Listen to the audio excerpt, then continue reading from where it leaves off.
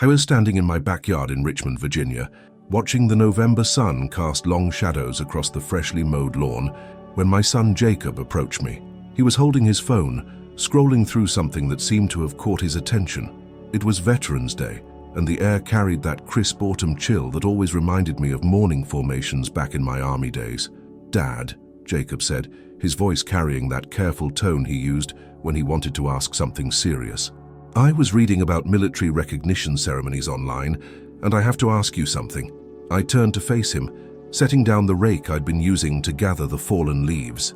At 15, Jacob had started asking more thoughtful questions about my service, moving beyond the simple "did you ever fly in a helicopter?" queries of his childhood. "What's on your mind, son?" I asked, pulling off my work gloves. He hesitated for a moment, his brown eyes searching mine. "Did you forgive the general who forgot your name?" The question hit me like a physical blow. My chest tightened, and I felt my jaw clench involuntarily. I hadn't talked about that incident in years, not since the therapy sessions that followed my return to civilian life. How did Jacob even know about it?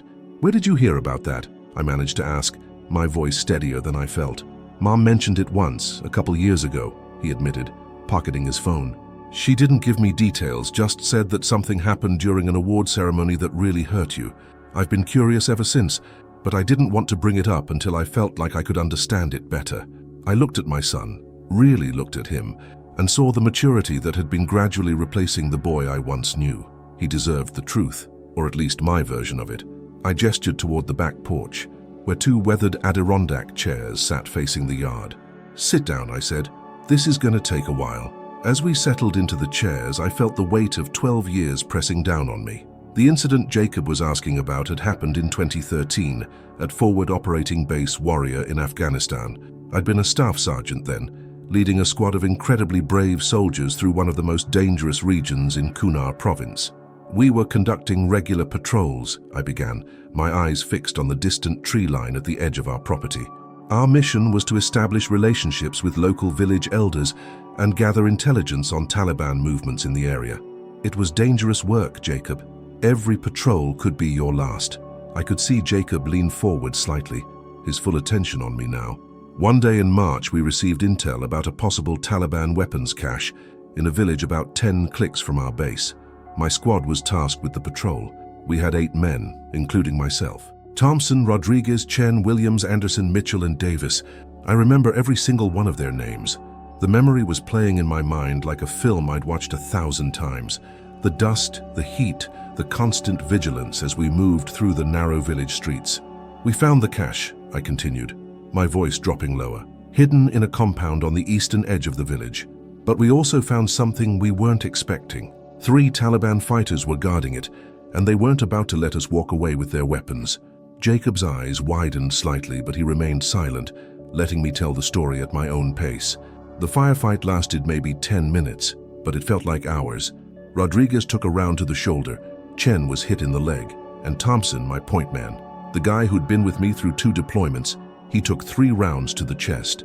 I had to pause, swallowing hard against the emotion rising in my throat. Even after all these years, talking about Thompson was difficult. We called for medevac, secured the area, and got our wounded out. Thompson didn't make it to the hospital. He died in the helicopter with Rodriguez holding his hand. "I'm sorry, Dad," Jacob said quietly. I nodded, acknowledging his sympathy before continuing. "The action resulted in us capturing a significant weapons cache and eliminating a cell that had been responsible for several attacks on coalition forces.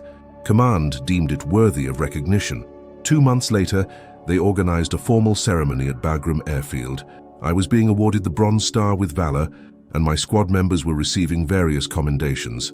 This was where the story got harder to tell. I could feel my pulse quickening as I approached the part Jacob had asked about. General Harrison was there to present the awards. He was a 2-star impressive guy with a chest full of medals and a reputation for being a soldier's general. The ceremony was held in a large hangar with hundreds of soldiers in attendance. It was a big deal, Jacob. They had photographers, videographers, the whole 9 yards. I stood up from the chair, needing to move as the memory became more vivid. I walked to the porch railing, gripping it with both hands. When it was my turn to receive the Bronze Star, I marched up to the platform. The citation was read aloud, detailing the action and the bravery of my squad. General Harrison shook my hand, pinned the medal on my uniform, and then stepped up to the microphone. The November wind picked up slightly, rustling the remaining leaves on the oak tree beside our house. I could feel Jacob's eyes on my back as I stood at the railing, lost in the memory of that day at Bagram. General Harrison began his remarks, I continued, turning to face Jacob. He talked about the importance of leadership under fire, about the sacrifice of Specialist Thompson, about the courage my squad had shown. It was a good speech, heartfelt and genuine. And then he said, "Staff Sergeant, I paused, letting the significance of that hesitation sink in. He'd forgotten my name, Jacob, right there in front of hundreds of soldiers, with cameras rolling at the moment when he was supposed to be honoring my actions and the sacrifice of my squad. He couldn't remember my name." Jacob's face showed confusion, mixed with empathy. "But Dad, couldn't he just look at the paperwork or something?" "He could have," I replied, returning to my chair, "but he didn't. Instead, he fumbled for a few seconds, looked down at his notes, and then just continued his speech without ever saying my name. He finished with a generic, 'Thank you for your service, soldier,' and moved on to the next award recipient. I watched as Jacob processed this information, trying to understand why it had been so devastating to me. "You have to understand the context," I explained. "Thompson was dead. Rodriguez and Chen were still recovering from their wounds. The other members of my squad were standing right there, watching this ceremony that was supposed to honor what we'd been through together, and the general presenting the award couldn't even be bothered to remember my name." "That's really harsh," Jacob said, his teenage sense of justice clearly offended. "It felt like a betrayal," I admitted, feeling the old anger stirring in my chest, not just of me, but of Thompson's memory, of everything we'd sacrificed. If our actions were important enough to warrant a formal ceremony and a Bronze Star, weren't they important enough for the presiding officer to know who the hell I was? The incident had triggered something in me that I hadn't fully understood at the time. It became the focal point for all the frustration, anger, and grief I'd been carrying since Thompson's death. "What happened after the ceremony?" Jacob asked. "I went through the motions," I said, shook more hands, posed for photos, accepted congratulations from fellow soldiers. But inside, I was seething. That night, I went back to my quarters, and I just sat there, staring at that Bronze Star in its case, and I felt nothing but emptiness. Rodriguez had come to check on me that evening. He'd been released from medical care just in time to attend the ceremony, his shoulder still in a sling. "Rodriguez knew something was wrong," I continued. "He sat with me for over an hour, barely saying anything, just being there. Finally, I told him what was bothering me. You know what he said? He said, 'Sergeant, the general's an idiot for forgetting your name, but Thompson knew it. Every man in our squad knows it. That's what matters.' But I couldn't hear him, Jacob. I was too wrapped up in my own anger and hurt. The incident had become a wound that wouldn't heal, infected by my inability to process the trauma of combat and Thompson's death. Over the following months, it ate away at me, affecting my relationships with my soldiers and my performance as a leader. Your mum noticed the change in me when I came home on leave a few months later," I said. "I was angry all the time, distant. I couldn't sleep. I'd snap at her over nothing. She finally sat me down and told me I needed to talk to someone. That conversation with my wife, Sarah, had been one of the hardest of my life. She'd looked at me with tears in her eyes and said, 'I don't recognize you anymore. The man I married wouldn't let one general's mistake destroy him like this.' I was eventually diagnosed with PTSD, I told Jacob, not just from the ceremony, but from everything. Thompson's death, the constant threat of IEDs, the weight of responsibility for my soldiers' lives. The ceremony incident was just the thing that finally broke through my defenses. I spent the next year in intensive therapy, working to confront not just the incident with General Harrison, but all the pain and fear I'd been suppressing for years.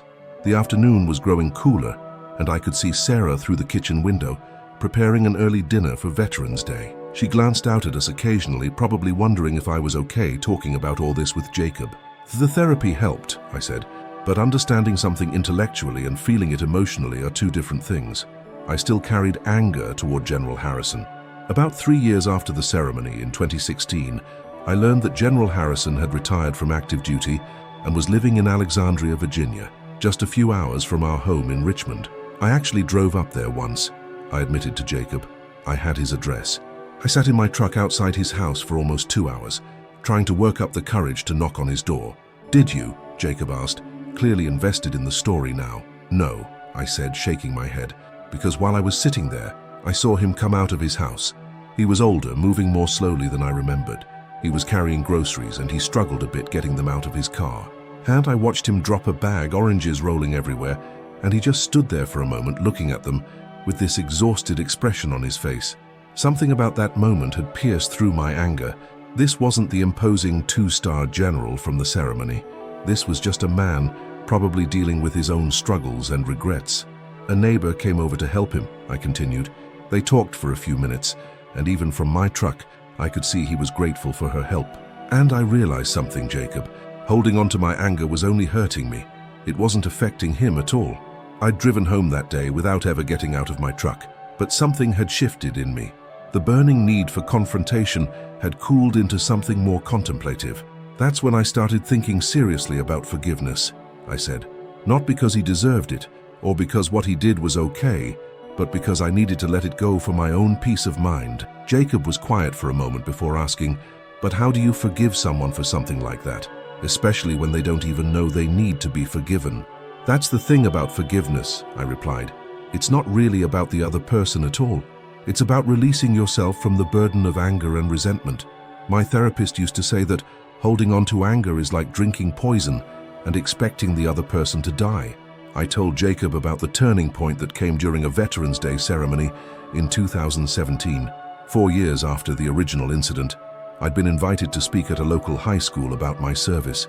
Standing in front of those teenagers, I'd found myself talking about Thompson. I told them about his courage, his dedication to his fellow soldiers, his sense of humor, I said.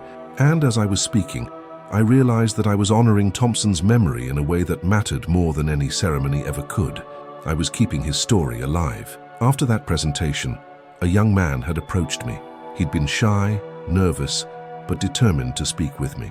He told me his father had served in Vietnam, I continued.